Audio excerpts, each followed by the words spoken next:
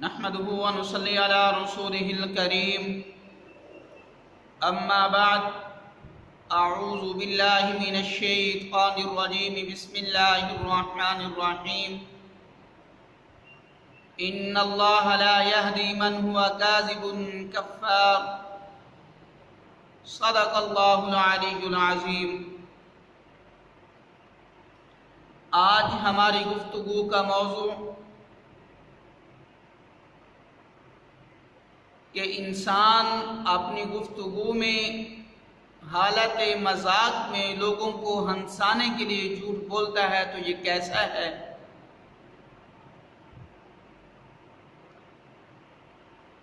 حدیث مبارکہ کے اندر آپ صلی اللہ علیہ وسلم نے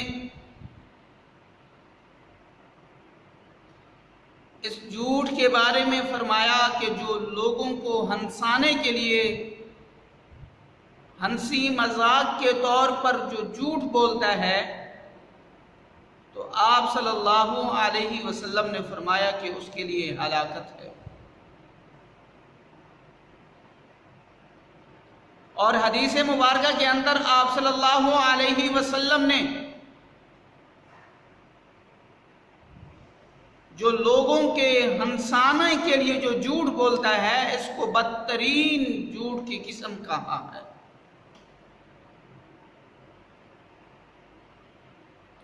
حدیث مبارکہ کے اندر ہے، آپ صلی اللہ علیہ وسلم کا فرمان گرامی ہے،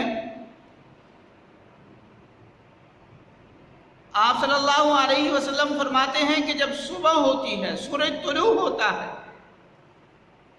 جسم کے تمام اعضاء زبان کے سامنے التجا کرتے ہیں کہ اے زبان سیدھے راستے پر چلنا، اچھی گفتگو کرنا، اگر تم سیدھے راستے پر چلو گی تو ہم بھی سیدھے راستے پر چلیں گے، اگر تم راستے سے بھٹک جاؤ گی تو ہم بھی راستے سے بھٹک جائیں گے۔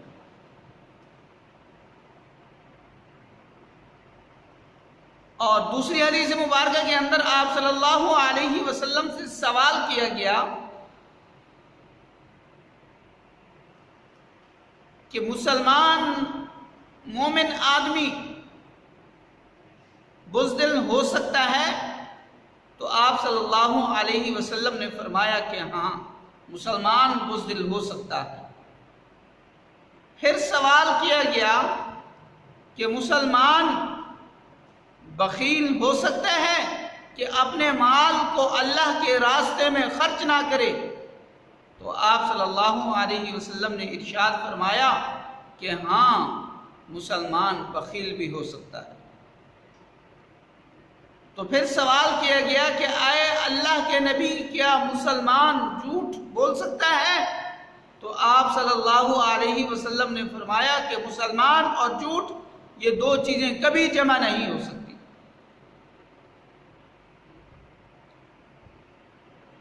اور جو آدمی سچ بولتا ہے، سچ جو ہے یہ انسان کو نیکی کی طرف مائل کرتا ہے، اور جو جھوٹ بولتا ہے وہ جو جھوٹ ہے انسان کو گناہ کی طرف مائل کرتا ہے۔ جیسے حدیث مبارکہ کے اندر ہے، آپ صلی اللہ علیہ وسلم نے ارشاد فرمایا الصدق ینجی والکذب یہلک، کہ جو انسان سچ بولتا ہے تو اس کے لیے نجات ہوتی ہے، اور جو انسان جھوٹ بولتا ہے اس کے لیے ہلاکت ہے۔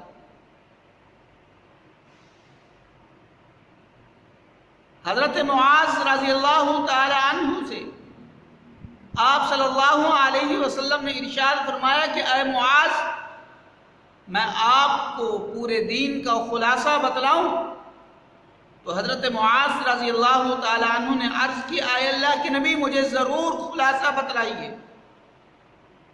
تو اللہ کے نبی نے اپنی زبان کو پکڑا اور فرمایا کہ اے معاذ، دین کا خلاصہ یہ زبان ہے، اگر یہ زبان صحیح سلامت ہے اگر یہ زبان دین پر صحیح طرح چلتی ہے، اس زبان سے لوگوں کو تکلیف نہیں پہنچتی، اس زبان سے گناہ صادر نہیں ہوتے، یہ زبان گناہوں سے محفوظ ہے، تو اللہ کے نبی نے فرمایا کہ پھر تمہارا دین بھی محفوظ ہے۔